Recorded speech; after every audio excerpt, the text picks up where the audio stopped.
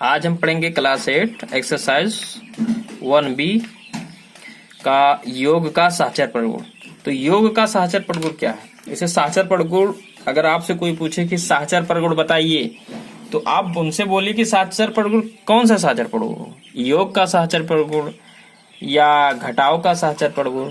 तो आज हम आपको पढ़ाएंगे योग का साहचर्य परगुण। आज हम आपको बताने वाले हैं योग का साहचर्य परगुण क्या है।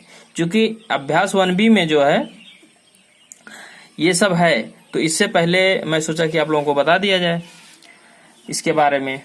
फिर ये अभ्यास ये खत्म होने के बाद में डायरेक्ट हम एक्सरसाइज पे आ जाएंगे। ओके, तो चलो। तो योग का साहचर्य परगुण क्या होता है? तो योग के साहचर्य परगुण में कितनी परमेय संख्या होती हैं? 3 परमेय संख्याएं होती हैं योग के साहचर्य परगुण में। और क्रम विनिमय के क्रम विनिमय यानी योग का क्रम विनिमय परगुण में कितनी परमेय संख्या होती है? 2। लेकिन यहाँ पर योग का साहचर्य परगुण में कितनी परमेय संख्या होती है? 3 परमेय संख्या होती हैं। और तीनों का क्रम बदलने पर जो है क्या हो जाती हैं? तीनों का जब हम क्रम बदलेंगे, क्रम वाइज बदल के उसके बाद में जब हम हल करेंगे तो ये परमेय संख्या क्या आएंगी? बराबर आएंगी। चलो हम देखते हैं। तो यहाँ पर पहला फिर यहाँ पे दूसरा।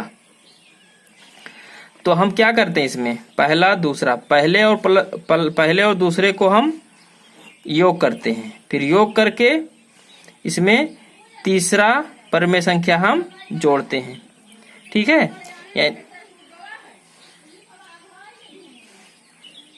यानी प्रथम 2 परमेय संख्या, यानी प्रथम 2 परमेय संख्याओं में तीसरी संख्या जोड़ने पर, प्रथम 2 संख्या नहीं है, प्रथम 2 संख्याओं में तीसरी संख्या जोड़ने पर। फिर अब क्या होगा? प्रथम संख्या को किसमें? प्रथम संख्या को अंतिम 2 परमेय संख्याओं में जोड़ने पर, अंतिम 2 परमेय संख्या यहाँ पे 3, अंतिम 2 परमेय संख्याओं में प्रथम परमेय संख्या जोड़ने पर क्या होता है? ये क्या होता है? योगफल क्या होता है? समान होता है। इसका परिभाषा क्या बनता है योग का साहचर्य परगुण में? तो योग का साहचर्य परगुण में योग का साहचर्य परगुण का परिभाषा यह बनता है कि प्रथम 2 परमेय संख्याओं में तीसरी संख्या जोड़ने पर तथा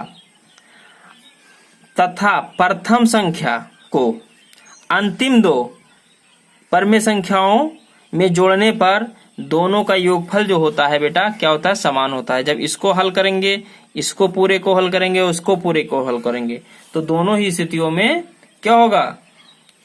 जो जोड़ेंगे तो दोनों स्थितियों में इसका योगफल क्या आएगा? समान आएगा। तो हम चलो जोड़ते हैं। अब मान रखते हैं। पहले संख्या का मान कितना है? -2/3।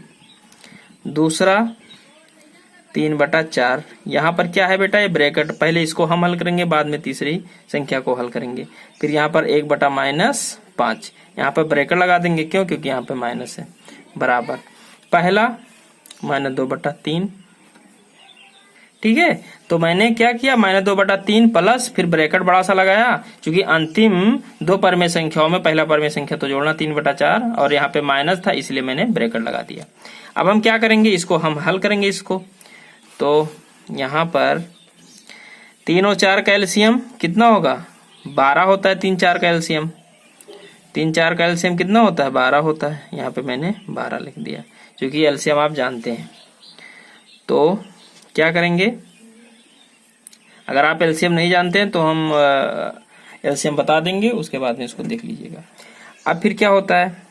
3 से हम अब 12 में क्या करेंगे? भाग करेंगे। तो 3 चौक 12, 4 आया। अब 4 से किसमें गुणा करेंगे? -2 में, तो यानी -2 × 4, फिर धन।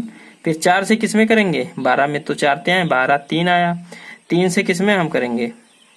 3 में गुणा, फिर बड़ा सा ब्रैकेट लगाएंगे। और यहाँ पे आप जान लीजिए बेटा कि ये ब्रैकेट लगा है, ब्रैकेट जब खुलेगा तो प्लस और माइनस का गुणा होगा तो क्या आ जाएगा? माइनस आ जाएगा, क्योंकि मैं वीडियो में बता चुका हूँ, उसको आप देख लीजिए। तो 1/5 हो जाएगा। क्योंकि क्यों? क्योंकि हर में जो है माइनस नहीं रहता है बेटा। ठीक है, इसका गुणा हुआ, ये यहाँ पे ऊपर चला गया। फिर बराबर -2/3, फिर धन, फिर यहाँ पे अब ये देखिए 3/4 है, ये हर है तो यहाँ पे ऊपर चला जाएगा और ये ब्रैकेट खुलेगा, तो यहाँ पे प्लस और माइनस का गुणा माइनस होगा। आप सभी लोग जानते हैं, मैं कई बार आपको बता चुका हूँ।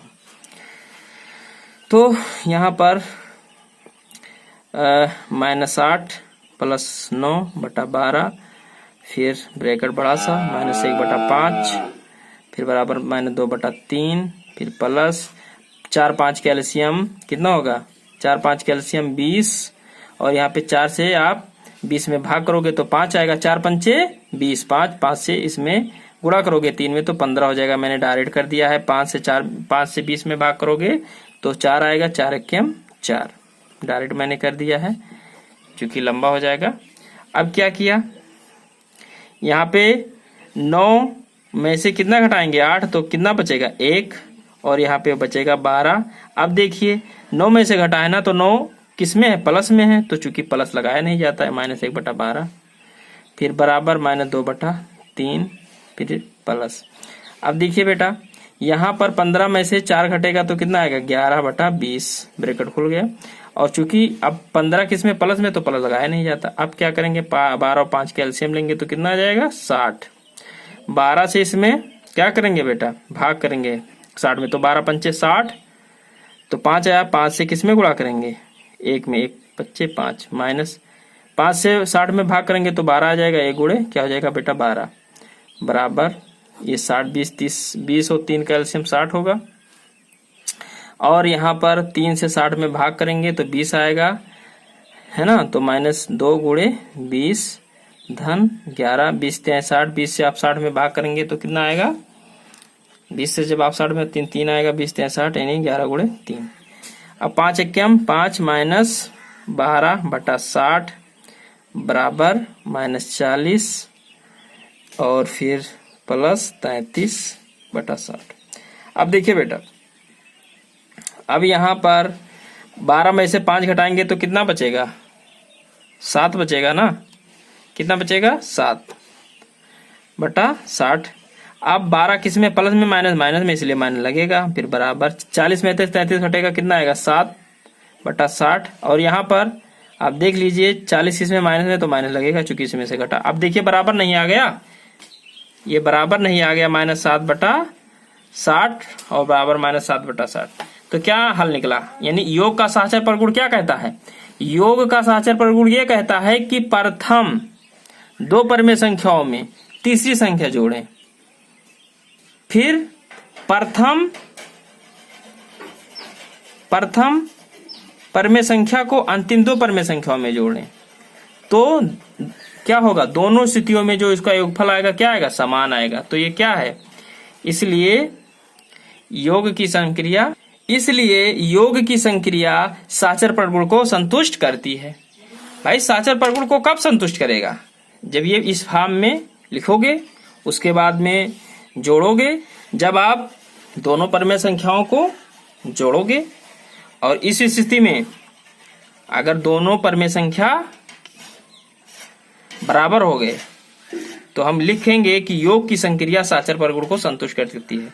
यानी अगर आपसे कोई पूछे कि योग का साहचर्य परगुण क्या है, योग का साहचर्य परगुण, यानी साहचर्य परगुण तो कई प्रकार के होते हैं, घटाव का साहचर्य परगुण होता है, लेकिन यहाँ पर अगर आपसे कोई पर्टिकुलर सवाल ये पूछता है कि साहचर्य परगुण किसे कहते हैं, तो आपको बोलना है कि सर साहचर्य परगुण है तो मानते हैं, लेकिन योग का साहचर्य परगुण बताना है कि घटाव का साहचर्य परगुण बताना है, तो यहाँ पे ये ध्यान रखना है। तो यहाँ पे योग का साहचर्य परगुण ध्यान देना है, योग का साहचर्य परगुण क्या कहता है, योग का साहचर्य परगुण क्या कहता है, योग का साहचर्य परगुण कहता है कि प्रथम 2 परमेय संख्याओं में तीसरी संख्या जोड़ने पर, फिर प्रथम परमेय संख्या को अंतिम 2 परमेय संख्याओं को जोड़ने पर योगफल अगर समान आता है, यहाँ पे जैसे देख लीजिए -7/7 और बराबर -7/7, दोनों बराबर आ गया, तो ये क्या है, यह जो है योग की संक्रिया क्या करती है, साहचर्य परगुण को संतुष्ट